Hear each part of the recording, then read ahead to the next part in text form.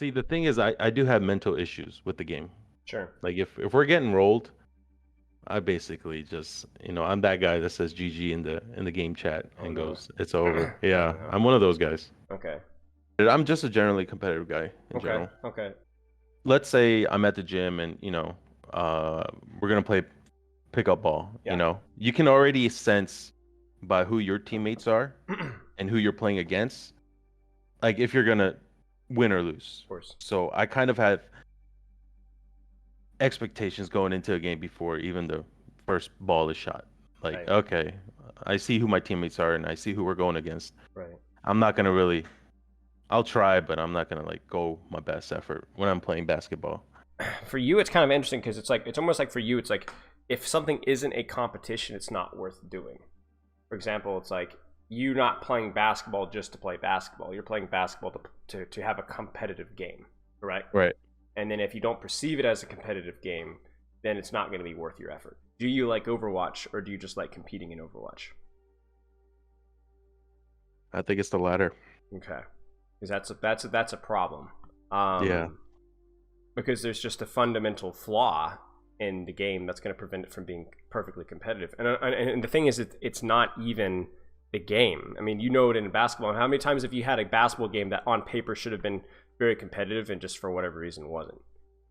Oh Right. yeah, it happens. Yeah. And even games where you feel like it shouldn't have been and it was, right? So like your preconceived notions. And the problem is that if you expect it to not be a competitive game and you don't put in the effort, you've just confirmed your suspicions.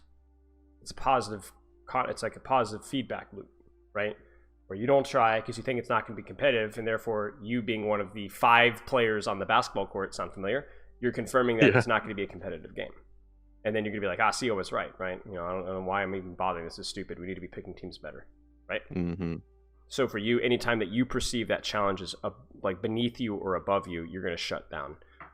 So there's a very understandable reason of why you're doing that. But if it's making the game not fun to play, and you know it's to an extent inevitable, you need to shift your internal goalposts about what you expect from a good game and what you expect from a bad game.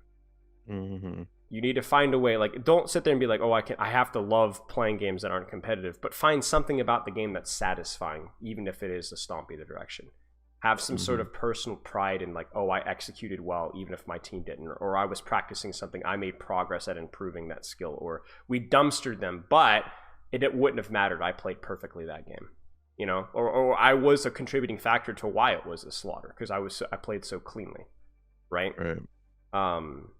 Unfortunately, the human element just means that it's inevitable that that's going to be the case, even with perfect matchmaking. So you're going to have to shift your internal goalposts at least a little bit, or you're going to continue to struggle with this. Because it's sexy to be a competitor. I cannot tell you how many players I coached in Contenders and even Overwatch League and professional Overwatch and be like, I'm just a winner, I'm a competitor.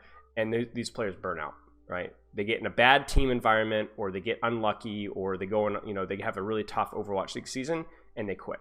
Why? Because they set such high standards for what would be a good experience that then if it doesn't line up with that, then they don't want to do it anymore. You gotta love Overwatch.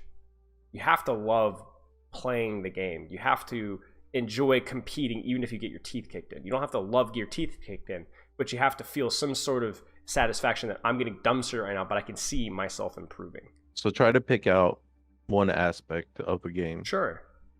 Play Instead perfectly of like every game. Play perfectly every game. Aim to be perfect with your positioning, with your cooldown usage, with your mechanics. You're never going to be perfect, but track how you over time improve at different aspects and learn to work towards feeling a sense of satisfaction out of that. I don't know if it's just like the American mindset or what, but like if you don't win, you're a loser. But like how do people win? You have to be really good. How do you get really good? You have to love what you're doing. You have to be specific about what you're working at, right?